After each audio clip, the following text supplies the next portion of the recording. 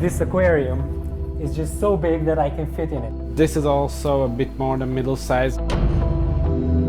This style changed the way how people think about aquariums. We went to a lab, and this is the electron microscope. This is the CCAM matrix. So even from the plastic, yeah, you will see differences. And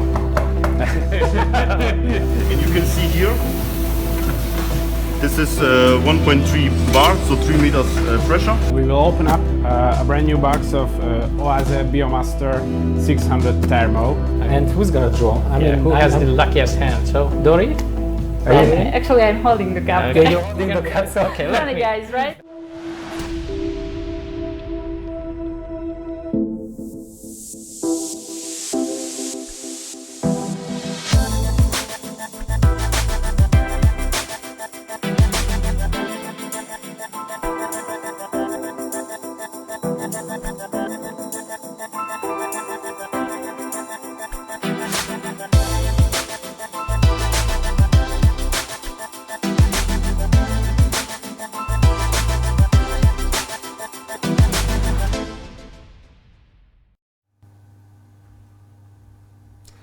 This is episode 3 of the Live Green Aqua series, and today we cover 2 subjects in 1 hour.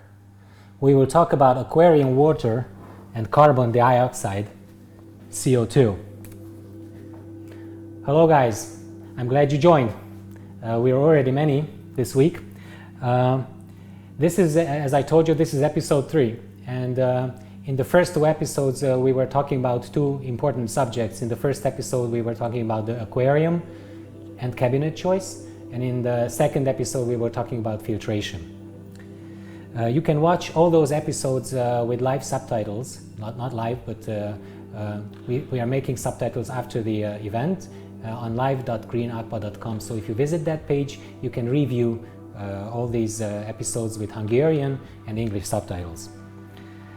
Today we have a very nice present for all of you guys who share this event. So if you like what you see, please share it, and if you live in Europe, you can win this pH controller from DENNERLE. It's a very nice pH controller.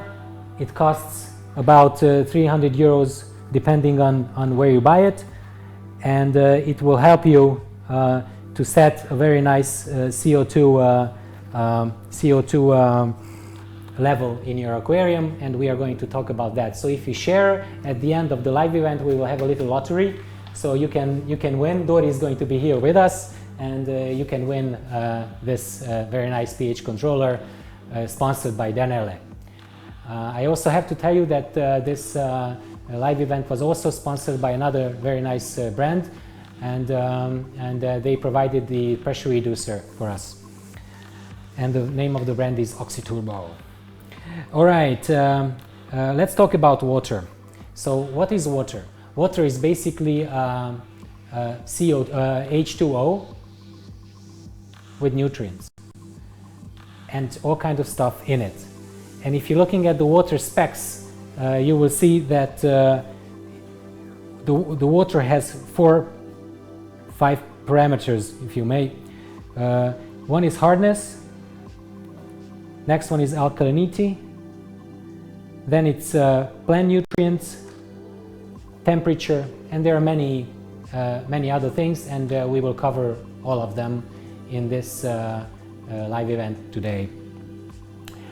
Many factors are determining what kind of water you have in your aquarium, and it's very difficult to know. So you need to actually measure your tap water to know what kind of water you have if you're planning to use a tap water in your aquarium.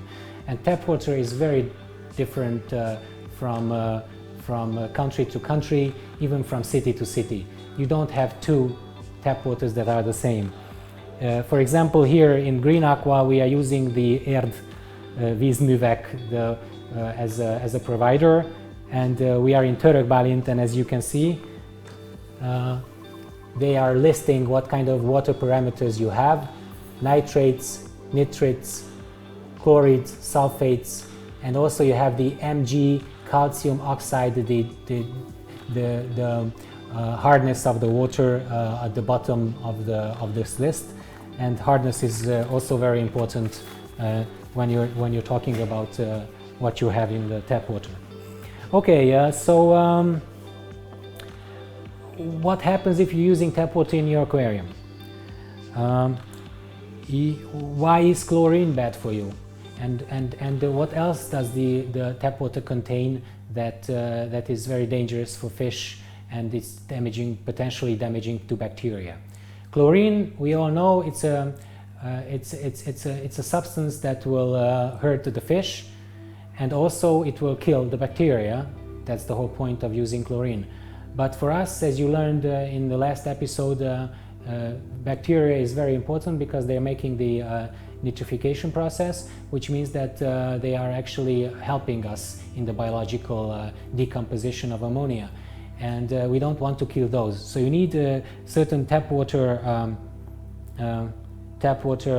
treating fluids. Aging the water does not really help. You might get rid of chlorine after some time, but for example, you cannot get rid of heavy metals, or if there's a lot of nitrates in your water, you can also not get rid of that. So that's also a problem. And also if you have, like, for example, silicates in the water, that can cause diatoms, algae. You can also not get rid of those, and you can even not get rid of those with an RO filter, but we're going to talk about that later. Many people are using sodium-based household water softeners. What is that? You have in the basement or in a separate room, you have a big central water treatment device that will actually put a lot of sodium in the water. It will remove some of the hardness. It will clean the water because most of these filters have activated carbon pre-filters. So they will take out certain elements, chlorine, heavy metals, but they will not help with your biological equilibrium because you will have problems with other elements and a lot of sodium in it. So you might use it, but we do not recommend using it. If you have such a device, you are better off just bypassing it and using regular tap water and treating it with some elements. For example, the Secam Prime here that I want to show you. This one is also it's a very good agent, and also ADA has the chlor off, which is not here at this moment. So the ADA chlor off, but there are many good brands and many water treating fluids, and they all act immediately after you put them in the water. It's very important that not all fluids have the same dosing. So you might find that one product costs much more than the other, but then if you look at the dosage, and you always have to check the dosage first, because if you look at the dosage, you will see that that product is actually cheaper in the long run because you need less of it to achieve the same effect. So don't just look at the prices, also look at the dosage of certain products. Let's move to RO filters. As I told you, the central RO is not very good, but there are many specialized RO filters. For example, DENNERLE, our sponsor for today, also has a very good price and a very well working RO filter. But we also have one for you, and this is the green AQUA RO filter that is here, down here. You can see it. This is the green AQUA RO filter, and we have a very nice colleague, Tamás Danyiko, an aquascaper friend, and we asked him to explain to us what are the parts of the RO filter and how does in fact an RO filter work.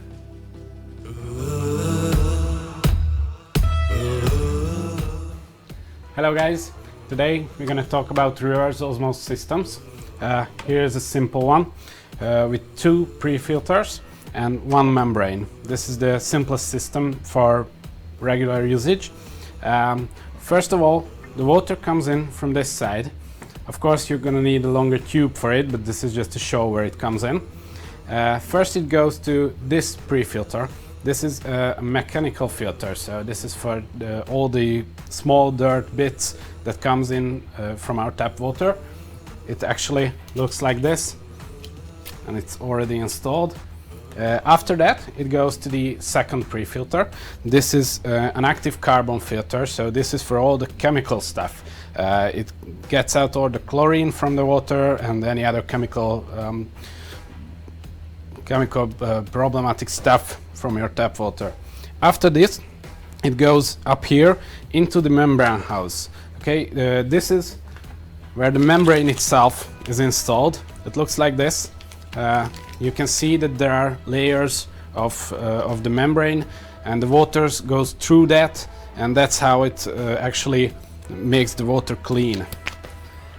When it's installed in here, there are two tubes coming out of the system. Okay, so the blue one is your actual good, almost 100% H2O water, and the other one is your wastewater. So here comes out all the dirt from your water. And actually there is a tap on it, and the system works like if you open the tap, the water can flow through it, so you can actually clean the system. And when you turn it off, it's not actually off, but it works out a pressure where the water can go through these layers. So that's when the system is working, and that's when your clean water is coming out of this side. You can build more hardcore stuff than this. This is the simplest one. You can put another pre-filter in it if your water is really dirty at home, and you can put more membranes on it, but for the most users this is enough. You have to know about this works better if you have high pressure in your tap water, so this needs a minimum of 3 bars, but works the best if you have around 6 bars of pressure in the water. And you need cold water for it working perfectly. So the best is about 20 Celsius degrees, but you can go a bit lower, but not higher. And that's when you're gonna have 1 liter of clean water and about 2 or 3 liters of wastewater. You can actually make this ratio better if you put a booster pump before the whole system. So if your pressure at home is about 5 or 6 bars, you can raise it to about 8, 9 or 10 bars, and then your ratio can be about 1 to 1. And basically this is a simple reverse osmosis system.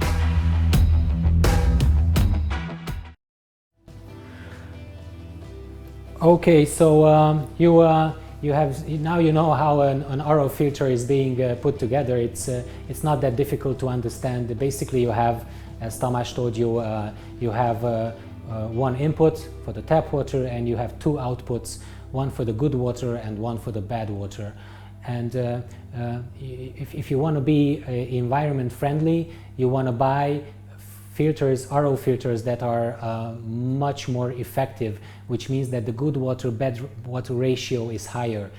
You have to spend more money on it, but the bad water, which is going to go to the drainage anyway, will be less with those filters that have more membranes, and therefore they are much more expensive.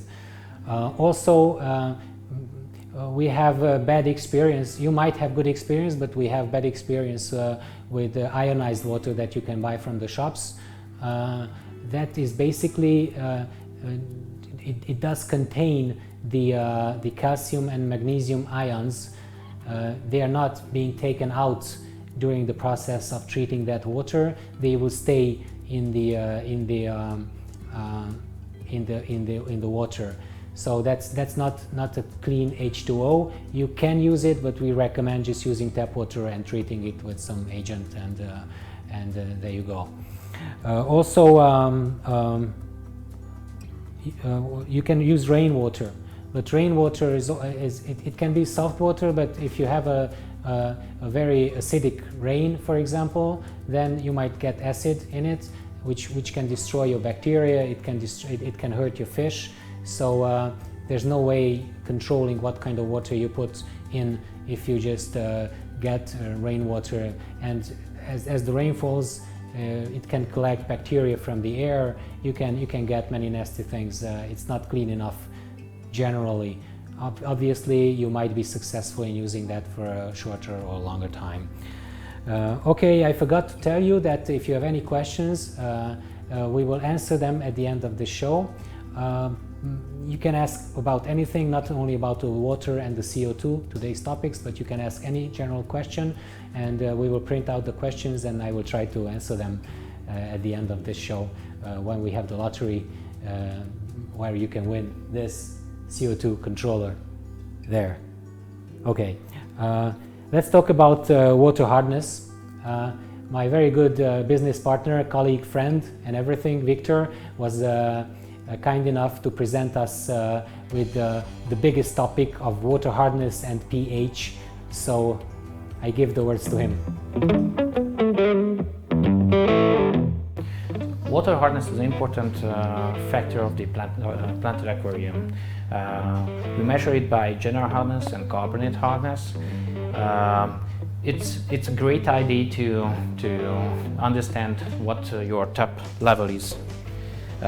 If your tap water is hard, you will have problems with your aquatic plants. For a quick check, you can measure it with the GH test and a KH test, but you also can measure it with a TDS meter. This water, this tap water here, is kind of in a mid-range. The water hardness is around 13 and 14 degrees, which we think is hard, especially as most of the aquatic plants, where they are coming from the nature, they are growing in soft water and soft rainwater, and this is a similar thing in most of the nurseries.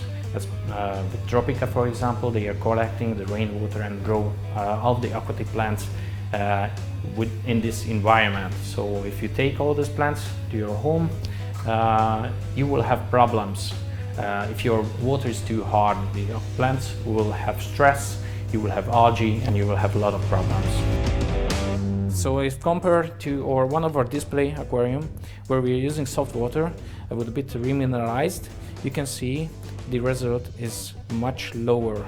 This is around 4 degrees on the hardness level, which is perfect for the aquatic plants. Based on our experience, 120, 130 is fine. If it's too low, way under 100, you will have problems with the shrimps and the snails. So it's worth to use some kind of a GH booster to reach the calcium level in your aquarium. If you have a hard top water, if it's not too hard, then maybe it's enough to use some kind of an active soil, which is lowering the hardness level in your aquarium, so it softens your water. If it's too hard, then the soil will be not enough, so you may need some kind of water softener. It could be an aero machine or some other options also there. Soils have another advantage also. It's not only soften your water, but stabilize the pH level in your aquarium to be in most preferable way for your aquatic plants. So it's lower the pH level to 6.5 or 7 pH level, and with normal sand or gravel, you can't do that. So there are a lot of factors play here when you're setting up an aquarium, but it's one more reason to use an active soil and stabilize your water parameters in your aquarium in a way what most of the aquatic plants prefer. pH level, if you're using an active soil in your aquarium, then usually the pH level in between 6 or 7.5, depend on if you're using a CO2 or not. If you're using CO2, it will be much more in between 6 and 7 pH level. It's a good thing to have a pH test at home, as it's also helpful to measure the CO2 level in your aquarium, but also a good thing to see what's happening in your aquarium. Maybe you are dosing too much CO2, pH level is low, maybe you're lower on the CO2 and the pH level is too high. So it's a good idea to keep a simple test at home. And there is a pH controller, And we are using this sometimes with our clients. It's a very good thing to do. Sometimes the manual adjustment is a good thing to do with the CO2, especially if you can do micro adjustment and you can perfect your CO2 level, but not all the time you are at home. So a pH computer is helpful to eliminate a lot of issues in your aquarium. If the decoration is changing the water hardness, or if you have kind of a framing in your aquarium and because the evaporation, the water parameter is changing too much, the pH controller is something what is helpful and eliminate these issues.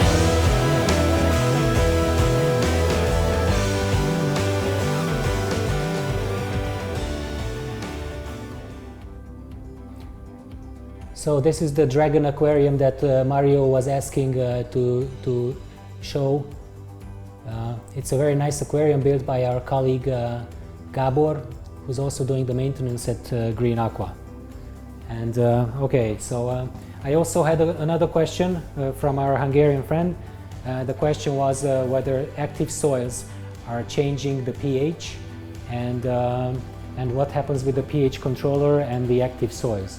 So the fact is that the pH controller, which I have it here, is adjusting the CO2, but you can win this at the end, so if you share it, you can win it. Okay, so the effect of cereal stones, for example, they are hardening the water, or any other hardscape material for that fact, is so strong that the effect of the pH buffering or pH lowering capacity of an active soil is nothing compared to that. So the pH controller is really helping and adding much more, or changing the pH much more than any soil would be. So you can use, absolutely you can use pH controllers with active soils. We didn't talk too much about the TDS meter that Victor showed us. TDS means total dissolved solids, which means that it's actually measuring the total dissolved solid level in your aquarium. And we have this TDS meter here with us, and I wanted to quickly make a quick measurement for you. So you just have to switch it on and then come to this aquarium. As you were asking for a panoramic shot, here you go. You can see that now it's 100, 200. Okay, so this one is a little bit higher. The GH would be probably around 8 or 10 with this TDS level. Move on. And then this one, the Dragonstone Aquarium, 222. Yeah, next one. 270. Yeah, it's getting much more. This one, 240 something. Okay, so these are, as you can see, these are really hard waters. Not really hard waters, but much harder waters than we measured before on this tank. Victor was measuring it on this tank, and you can see that this is softer because it's around 130 as in the time that we were measuring it. So this is the TDS. What is the GH, general hardness level in countries? We have seen some lucky countries. For example, at ADA Japan in Niigata, there's a GH of 1. So it's pretty soft water. You can use the tap water without any problems. You might use Chloroff to ADA Chloroff to take away to take out the heavy metals and chlorine, but basically you're there. And also at my good friend Adam Pastela from ADA Poland, there's also a very good water there, so you can just use tap water to change your water. Let's talk about the carbonate hardness and the GH ratio. We don't want to get in too much into the carbonate hardness, which is called KH. The only thing that you have to know about it is the lower the better. So you must work on having a 0 KH at all times in your aquarium. That is very good for your shrimp. And what you have to avoid absolutely is having the KH higher than the GH. So for example, if you have a general hardness of 6, you don't want to have a carbonate hardness above 6. You want to be 0, but if you're at like 3, 4, 5, that's still okay, just don't go above 6. You have to measure that once or twice and you're ready, and you have very nice tests for it. For example, the GH test is here, you can see.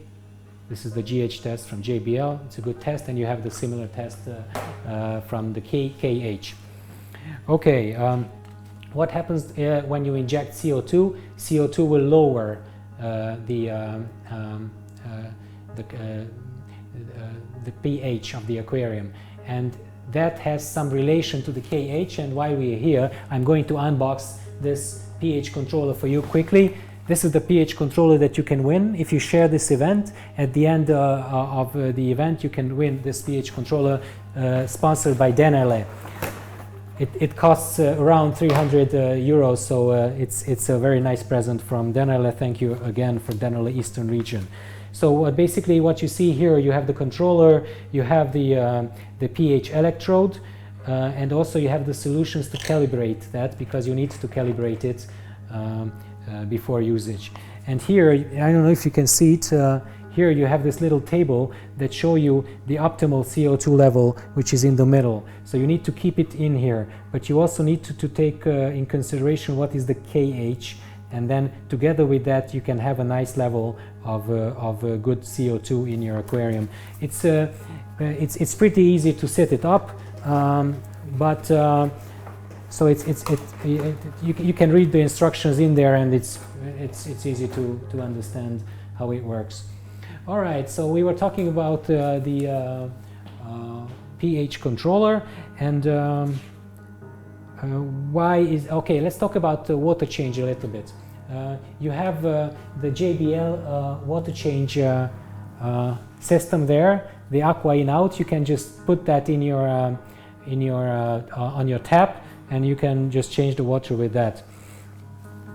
Also, let's talk about how filter materials are changing the pH. Last time we were discussing with Victor, and as we were discussing the microscopic images for filter media, we learned that CCAM matrix keeps it neutral, ADA lowers it, yeah, and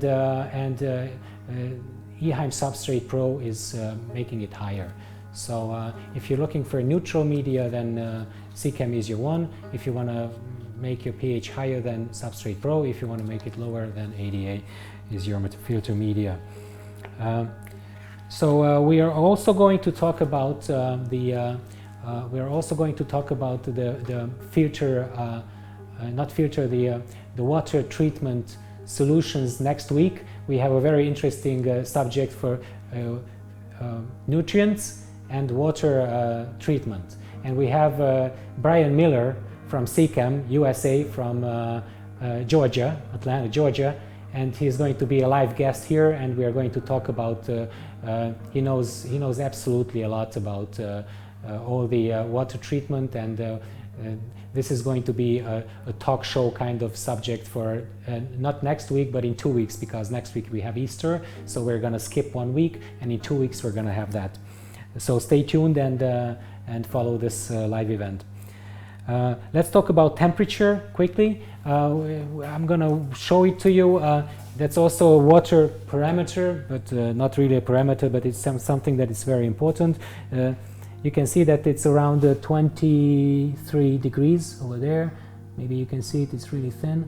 Yeah, 23 degrees. I like to keep it around 22, 24 degrees. Anything less than 22, it would be probably too cold for your fish. Anything above 24, okay, it depends on your fish, obviously, because you might have some fish that would require higher temperatures. But for most nature aquarium fish, our experience tells us that it's best to have around 22, 24 degrees in your aquarium, so that as we learned last week, the rotting process is not that intense, which means that you will have less algae in those temperatures, and that's a good temperature. When you're making the water changes, or when you're producing RO water in a big bucket or something, you have to make sure that when you change the water, you have the same temperature for the new water as the old water, because in nature temperature changes but not very quickly, so all the bacteria, all the fish and all the living habitat is used to that.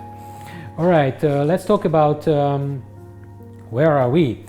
The nitrogen cycle. We have a last week we were talking about the nitrogen cycle, where you learned that ammonia is being decomposed to nitrates first, and then nitrates by bacteria in your aquarium. This is a very important cycle in your aquarium. In fact, you don't only have this one cycle, you have two cycles in your aquarium, and the second cycle is the CO2 and oxygen cycle. And we're going to talk about this now. This is also, we need to go into biology a little bit. It's the carbon uptake. We humans and fish and everybody is uptaking carbon, and on the other side, plants are producing oxygen for us. But I made a little short film for you about the biology of the whole thing. If you don't like this film, just look at the pictures, because you will see lots of nature aquariums in that.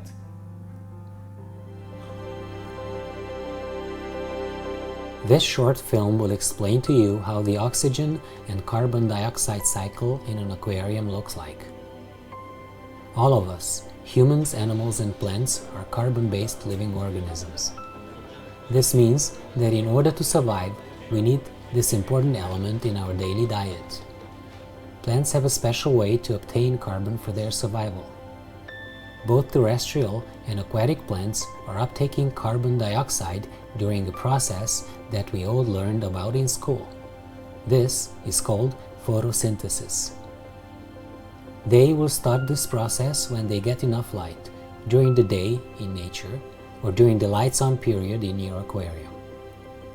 They will uptake carbon dioxide, CO2 in short, and produce oxygen and glucose. This is used for growth. Oxygen, however, is being released by the plants, and this is used by the fish and bacteria in your tank. This basically means that your aquatic plants will use CO2 even if you do not have any carbon dioxide injection in your tank. Natural ecosystems are very rich in CO2. Even spring water has a lot of CO2. Problems with artificial aquatic systems is that without the proper equipment, the natural CO2 levels of a low-tech tank are too low for most plants to thrive. They will use any remaining CO2 quickly, and after they have been deprived of this important element, they will just stop the photosynthesis process and start suffering. They will not be able to grow properly, leaves can melt, the whole plant can die, algae will appear as a result of ammonia spikes. The more light you have in an aquarium, the more CO2 plants will need. If you have a low light tank, you do not need to provide as much CO2. If you have a well-lit nature aquarium, you need high levels of CO2, around 30 ppm. There are three problems with CO2 in the aquarium. The first one is that it's not distributed evenly. You should think about the dissolved gas like patches of clouds in the sky. You need a constant flow to get the CO2 to your plant. We all know that friction tends to drive out CO2 from the water. Just think about shaking a bottle of soda. We also know that it's more difficult to keep the CO2 in the water in higher temperatures. Higher aquarium temperatures, jet-like filter inflows, and too much surface movement are all working against us. Air stones are also known to drive out CO2 from your aquarium. You will have more success with keeping the CO2 in by using lily pipes, and if you need, a twin star instead of air stones. The second problem is that CO2 is difficult to measure precisely. Not only that it's unevenly distributed in your aquarium, precise measurement would require highly expensive lab equipment. This is why you will need a little experience to maintain the proper CO2 levels in your aquarium. The bubble counter will tell you exactly how much you're injecting. The drop checker will tell you what the CO2 level was approximately 2 hours before the time you're looking at it. Plants will also tell you if they are feeling good because they will start purling, filling the water with so much oxygen that it gets saturated, and the oxygen bubbles will start forming on plant leaves. Good news is that learning to maintain the right levels will come relatively easy to every aquascaper. Third problem is that if you have really too much CO2 in your water, your fish will start to feel bad. First, their oxygen need will increase and they will start gasping at the surface, or they can get sluggish and sit at the bottom. Then they will start acting erratically and finally they will die. This is why we always suggest to start from a lower CO2 bubble count and increase it gradually. Again, good news is that with a little experience, everybody can find the right level in an aquarium. CO2 needs to be switched off for the night because plants will not need it and levels can quickly rise and you can hurt your fish. After finding the right level, both your fish and your plants will feel good. Plants will produce enough oxygen for your fish, so most of the times you will not need an aeration. Just make sure you do not overpopulate your tank. With CO2 injection, you will be able to have a nice and strong light above your aquarium with vibrant green plants, healthy fish, and a real natural ecosystem in your urban environment.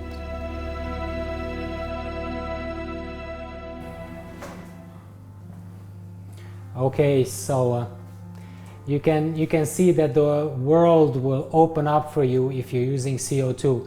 Suddenly you can use hundreds of plants. Suddenly you can light these aquariums with really strong light. So that suddenly you have a completely different view in your space, in your living space. So we absolutely highly recommend you to use some form of pressurized CO2 in your aquarium, because the biological possibilities are just endless with that. You have to mention, and we are going to talk about that in 2 weeks, but you have liquid carbon additives which will help. They're not CO2, so they're not even touching the CO2 subject, but some plants can take carbon by using those liquid additives, and there are like 3 products that we're going to talk about. One is the DENNERLE Carbo Booster Max, the other is the CChem XL, which is a really great product, and the third one is the Easy Life Easy Carbo, that is a little bit cheaper product, but we are going to talk about that the next week. And we also had a question about what is the GH and the KH in our tanks. So in most of our tanks the KH is around 0, maybe 1 or 2, but the GH is around, as you could see in the TDS that we measured, is around between like 6 and 10, the maximum. So all these aquariums have a GH of between 6 or 10, and we like to keep the GH at the level of 6, TDS around maybe 130 or something. Okay, so let's talk about the pressurized CO2, because you need to know what kind of CO2 components are there. The CO2 system might look a little bit complicated for you at first, but it's really easy to put it together once you know what to use and how to use. And Green Aqua co-founder Attila Néder is explaining to us what are the CO2 system parts.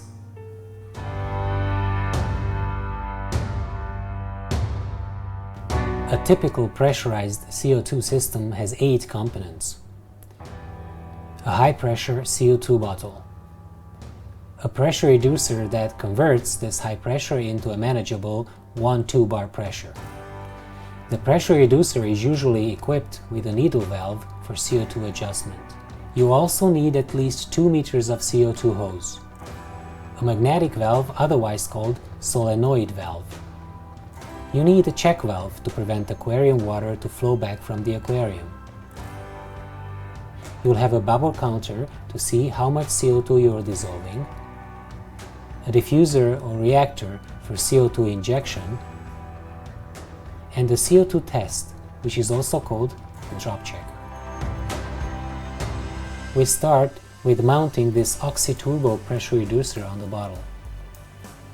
First with hand, then by using a wrench.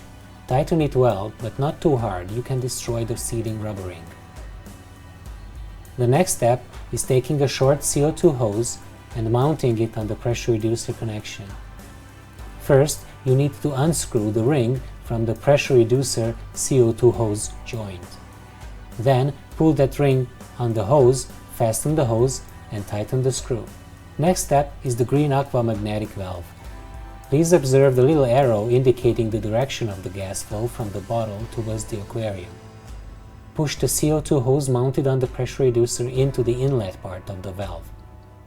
Push another hose into the other side. The check valve also has a flow direction sign on it. Mount it accordingly.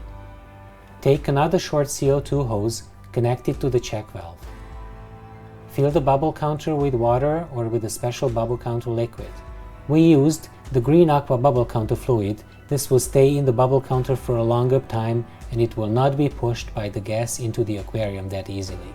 Mount the bubble counter vertically on the side of the aquarium with the suction cups and connect the CO2 hose to the upper part as well. Mount your diffuser on this last segment of CO2 hose. Put your diffuser in the aquarium. Close your needle valve and open the big tap on the top of your CO2 bottle. Open it out all the way. In the next step, carefully open your needle valve and start looking at the bubble counter. Set an approximate 1 bubble per second bubble rate. Be careful, all aquariums require an individual bubble rate for optimal CO2 injection and protection of your fish from CO2 poisoning. You are ready. You can now carefully observe your system for a couple of days and enjoy the purling plants and the breathtaking view of your nature aquarium for a long time.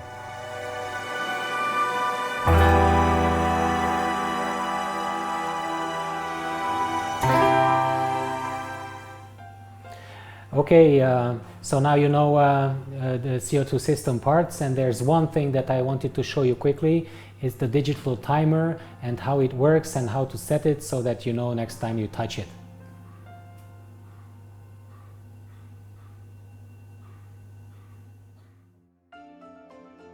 I'm going to quickly show you how to set a digital timer.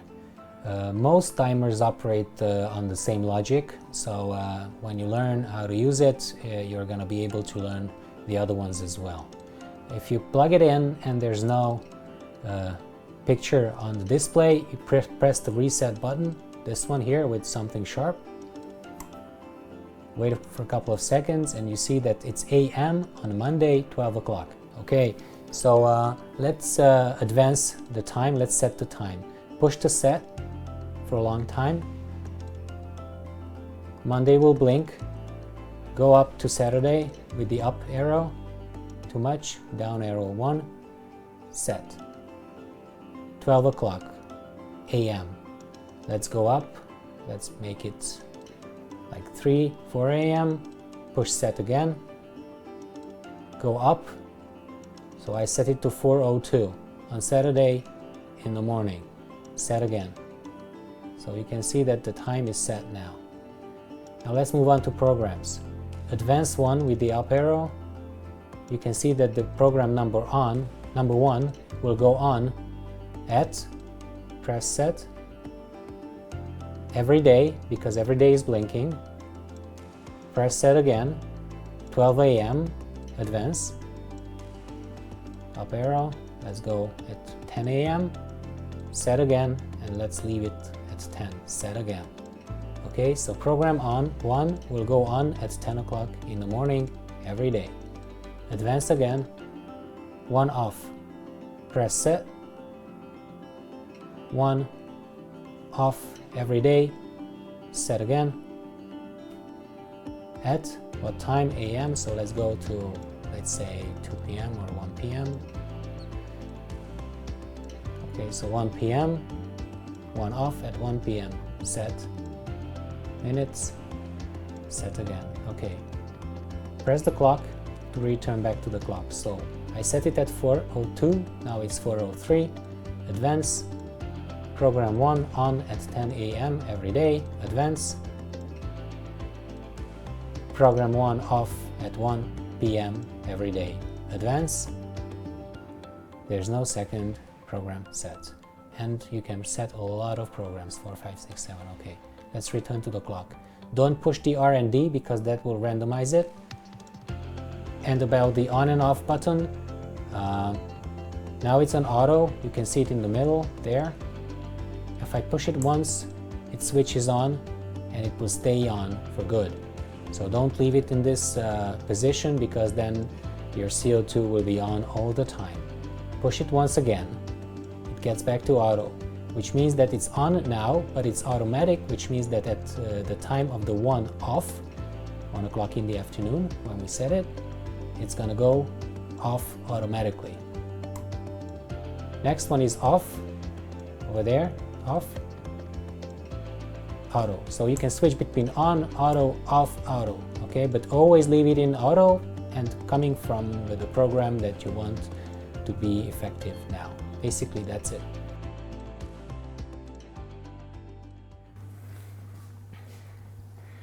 Yes, Elena, we are very lucky to work in an environment like this with all these nature aquariums. We just love it. It's our hobby, it's our heart, it's our everything. So you are very welcome wherever you live to visit Green Aqua and find us near Budapest. You can just fly in, get a beer in the city, and just come out with any means of transportation to us. We're not far away from the city. Also, if you're here and you don't have to be physically here to look at our website and get any CO2 equipment that you need, the Green Aqua has a very nice CO2 website, and let's show the website. That's it. And you can see that at the top you can go to the CO2 where you can see all the different CO2 system, bubble counters, reactors, diffusers. The glass diffusers we didn't talk about too much. We have very nice glass diffusers from ADA, and they are like little jewels in your nature aquarium, and they look really nice, and you can find all kinds of sizes for all kinds of aquariums. And basically you can see that each fact sheet tells you what size of aquarium you can use with what diffuser. Okay, so if you wish, you can go to greenaqua.com and you can find more information there. We also have information on CO2, written information, that is very important. Now, before we go on, I have to tell you that this pH controller will be won by somebody. We'll have the lottery here for this controller. Let's show it to the guys. There you go, controller, you can win it. It's around 300 euros in, depending on where you buy it. It's a really nice controller sponsored by DENNERLE for today. We will win it in a couple of minutes. We will close the sharing process now. If you like what you see, please share it from now on, but you will not be able to win this controller, because for those who shared until now, we will have the lottery in a couple of minutes. Before we go on, I wanted to show you the big aquarium and how we stand.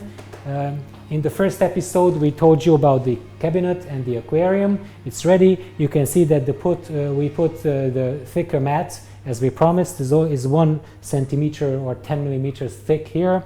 It's a little bit yellowish if you look from the top, but here when the aquarium and the water and everything will push it down, it will be much thinner and it will be seamless. A nice color between there. And we also have ready the lily pipes from ADA on both sides for 2 filters, and we have the two big Eheim filters, the biggest professional 3 Eheim filters there is, on one side here and on the other side as well. So you can see that they're already mounted in and we're ready. And this week we talk about the CO2. So the CO2 equipment is also waiting for you guys. I have to push it on the other side. So this is the CO2 bottle that we will use. As you can see, the CO2 bottle has already the OxyTurbo pressure reducer mounted on it. So the CO2 OxyTurbo pressure reducer is sponsored by OxyTurbo. It's a really nice pressure reducer. You can adjust the flow with this needle valve at the bottom, as we explained to you in the short video with Attila Neder. And you also have this solenoid or magnetic valve here that is, but it's not switched on yet, so you can see that there's no pressure in here. There's the pressure in on 0 because I didn't open the tap for the bottle. So this is a 2 kilo bottle. we want to use a bigger one, but at this moment we just put it in here. We will probably use a 10 kilogram or maybe 25 kilogram bottle.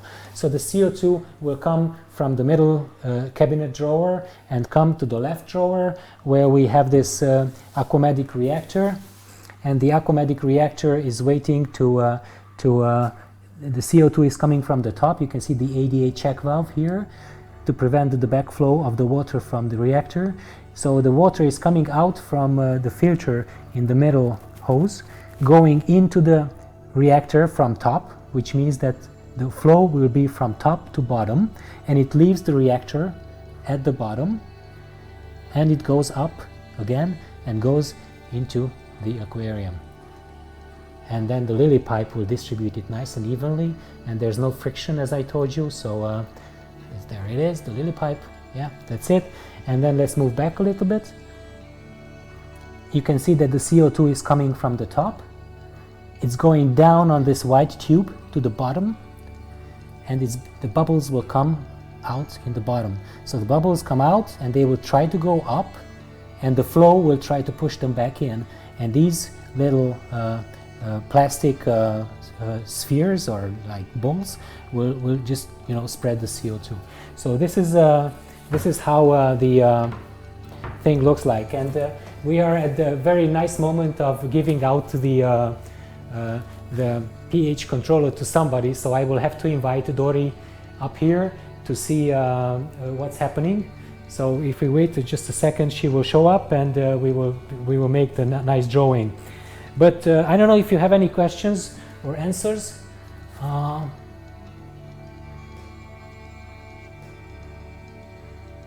Mario is asking about which tank. I don't really understand. Oh, you the big tank. Okay, so the big tank is about to be made. Hi, Dori. So welcome here. So we are ready.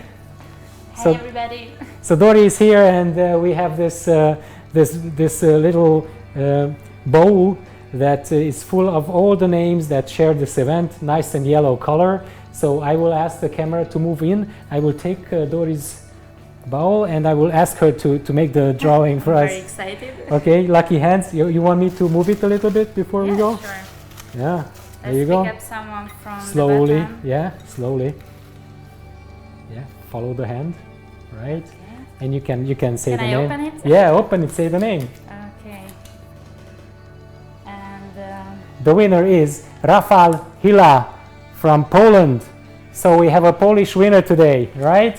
yeah, congratulations. Congratulations. You have a new So- pH controller Yeah, from this DENNERLE. DENNERLE pH controller goes to Poland. Right, I'm gonna put the name. Do you have the thing? There you go. Okay, Rafał, it's yours. There you go. Congratulations.